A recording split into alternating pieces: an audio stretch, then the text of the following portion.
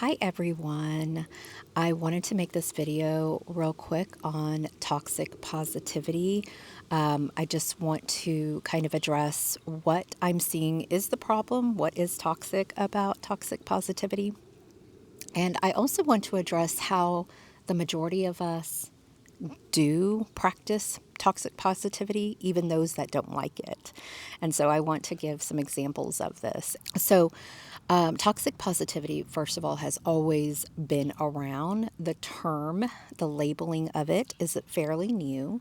And I think a lot of people like to blame the spiritual community, people who are in spirituality and who talk about spirituality as the people who brought on toxic positivity. But in reality, humans have always practiced it.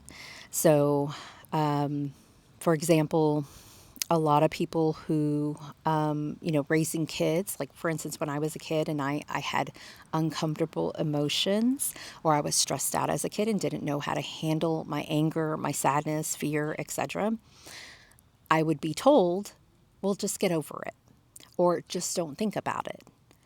And so if I was upset about something that has been bothering me for a long time and I brought it to the attention of my family, my mom, sometimes I would get, are you still, you're still stressed out about that? Like, just move on. That is a form of toxic positivity, right? Another way people use it is, just pray about it. Just pray. If you're stressing about something, just pray about it. Oh, don't focus on the negative, right? So now we're going into what toxic positivity is. Just be positive. So these are all behaviors of toxic positivity. It's always been around. The reason why humans do it is because we don't know how to manage our own emotions. So I'll get into that a little bit more. So we don't know how to feel our emotions and we don't know how to not give advice. Because the truth is we don't have to give advice. We don't have to say, just focus on the positive or just move on. We don't know how to sit with our own emotions and be okay with a person complaining. A lot of the time we give advice and they don't even take it. They don't even take the advice. So we don't know how to, what people call hold space. And we don't have to either. I'm not saying that we have to hold space for every person that complains because it can be difficult to listen to a person who just wants to complain. And that's where you have to come to the decision of, do I want to surround myself with this person who just wants to complain? So that's where we're faced with even more challenging emotions. And then cutting off that relationship with them is another set of challenging emotions. So we don't know how to feel our emotions, and that's why many of us practice toxic positivity, even those that don't like the behavior of toxic positivity. So a lot of us will want to immediately give advice when someone is expressing something. And the reason why is because we either feel impatient that they're still dealing with this, with the situation, because a lot of the times it's reoccurring situation, or we feel frustrated or confused and we want to help. So there's that. A lot of the times this is coming from a good place. We just want to help. We think we need to help. It's not our responsibility, though, to help someone else unless they're specifically asking for advice. So unless they're coming to you and saying, what do I do? Then yeah, that's great to offer some advice. That doesn't mean they're going to take it. But many times people are just expressing how they feel and they might be complaining about it. And sometimes they just want to complain about it. And that's where people still offer advice and you don't need to. And it's pointless because if they're just wanting to complain about it, they're not going to take your advice. So this can lead to a sensation of uncomfortableness within us when someone is coming to us and not changing their behavior on focusing on the positive or just moving on. And we don't know how to feel that emotion within us, that uncomfortableness of them not moving on, them not thinking positive, them not getting over the situation, or them being stuck in a situation that we can't help them out of.